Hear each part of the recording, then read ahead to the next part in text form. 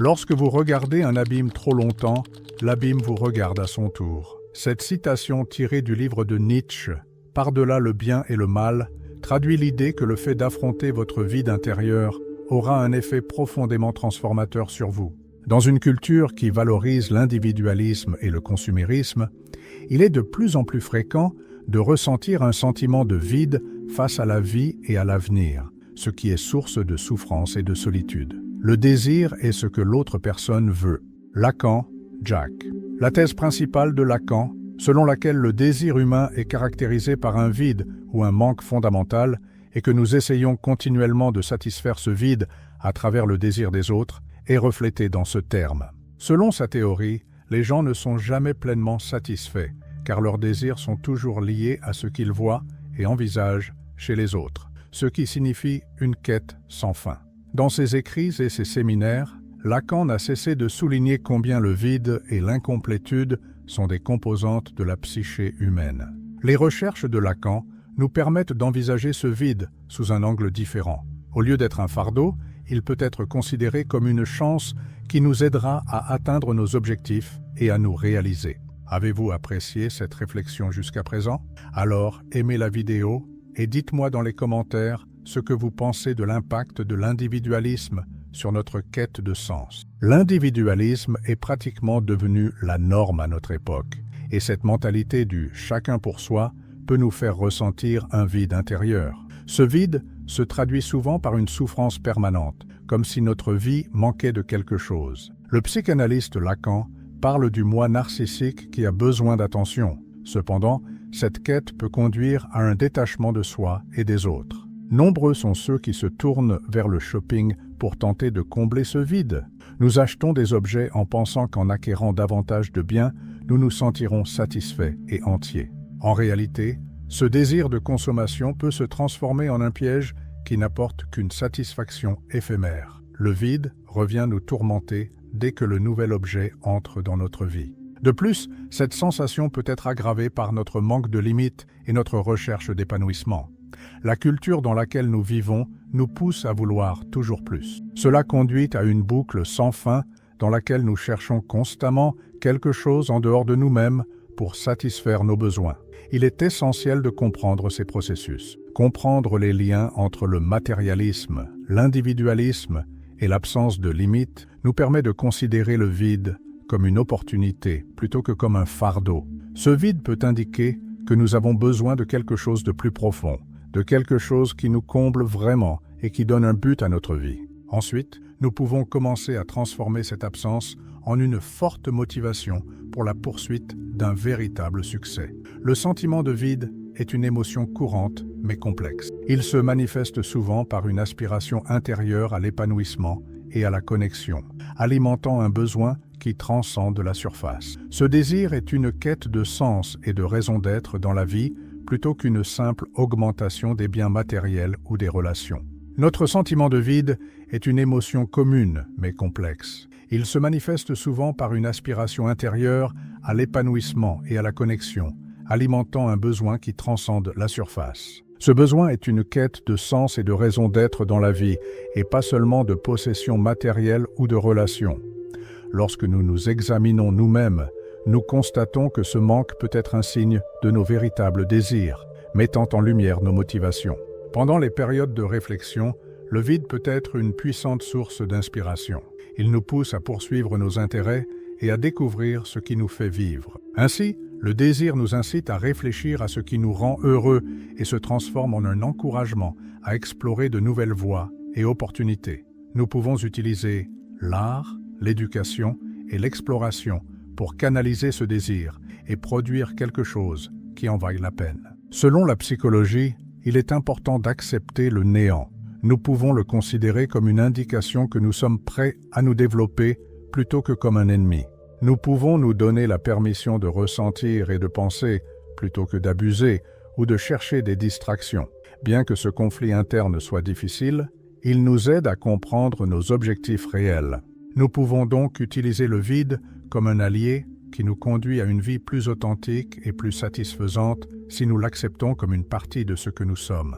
La vie d'une personne peut souffrir grandement du vide existentiel, qui peut se manifester par des actions et des émotions qui mettent en péril la santé mentale. Selon les théories de Lacan dans ses écrits, notamment le séminaire et le livre 11 des 4 concepts fondamentaux de la psychanalyse, le vide et l'idée de manque créent une dynamique complexe dans laquelle le sujet tente constamment de combler cette lacune.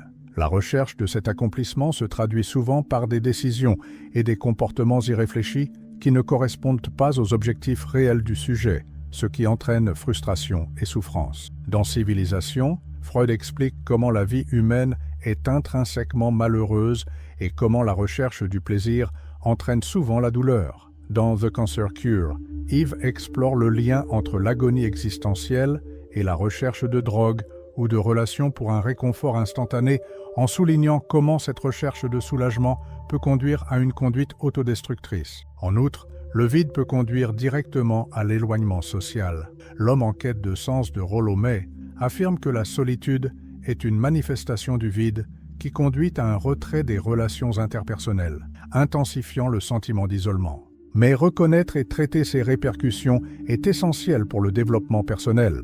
La recherche de sens peut transformer le sentiment de vide en une chance de développement et de résilience, comme l'affirme Viktor Frankl dans En quête de sens. Nous avons donc la possibilité de façonner notre vie et nos relations de manière à favoriser la santé mentale et un véritable sentiment de réussite en comprenant les effets du vide à travers le prisme de la psychanalyse. Le vide existentiel peut être un puissant facteur de motivation pour l'accomplissement. Dans la pensée psychanalytique, en particulier dans les écrits de Lacan, le vide est considéré comme un espace de possibilités plutôt que comme une simple lacune. Lacan examine cette idée dans le séminaire, livre 28, au-delà du principe de plaisir, où il soutient que la poursuite de ce que l'on désire peut être déclenchée par le manque. En d'autres termes, elle résulte de l'absence de ce qui nous motive à poursuivre l'accomplissement. Nous sommes obligés de considérer nos passions et nos objectifs réels lorsque nous sommes confrontés à notre vide. Julia Kristeva note dans Le désir et son interprétation que le désir authentique émerge lorsque l'on fait face à l'absence, ce qui permet de se rendre compte de ce que l'on est réellement. Nous pouvons donc choisir de diriger cette énergie vers nos objectifs et nos rêves, plutôt que de repousser le vide par des actions mesquines.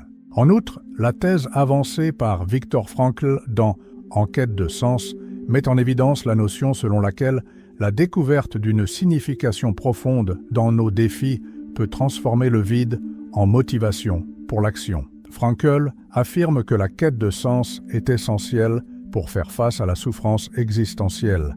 Le vide peut être un encouragement à la créativité et à l'invention lorsque nous pouvons l'accepter comme une composante nécessaire de notre voyage. Les désaccords internes sont généralement la source de l'inventivité. Dans son livre The Creative Root, le philosophe et théoricien Arthur Koestler soutient que les conflits entre les différentes facettes de l'être humain favorisent la créativité. En effet, nous pourrions découvrir de nouvelles façons de nous exprimer et des réponses créatives aux problèmes que nous rencontrons si nous embrassions notre vide. Ce mouvement permet de transformer nos sentiments et nos expériences en projets, en œuvres d'art ou en changements sociétaux. Par ailleurs, les recherches de Brené Brown dans Courage to be Imperfect soulignent que la vulnérabilité, qui est souvent associée à un sentiment de vide, est essentielle à la créativité. Nous pouvons nous connecter à notre moi authentique lorsque nous nous laissons aller à la vulnérabilité, ce qui nous permet de créer de manière authentique. Cette authenticité est une force puissante, car elle nous permet non seulement de nous démarquer, mais aussi d'entrer en contact avec les gens et de créer des liens profonds.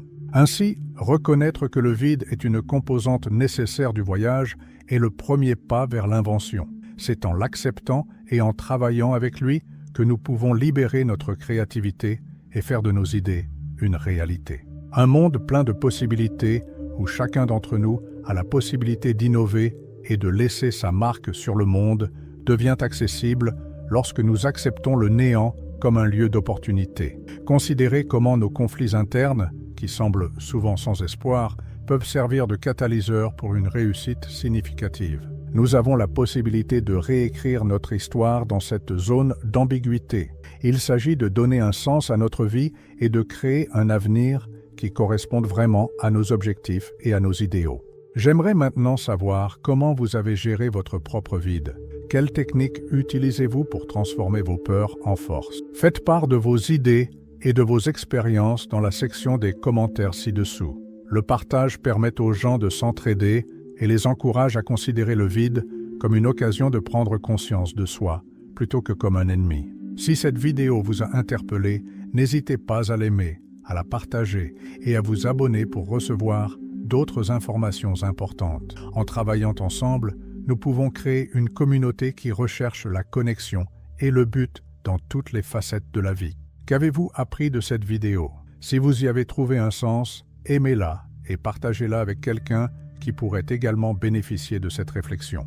Ensemble, nous pouvons aider un plus grand nombre de personnes à transformer leurs difficultés en force.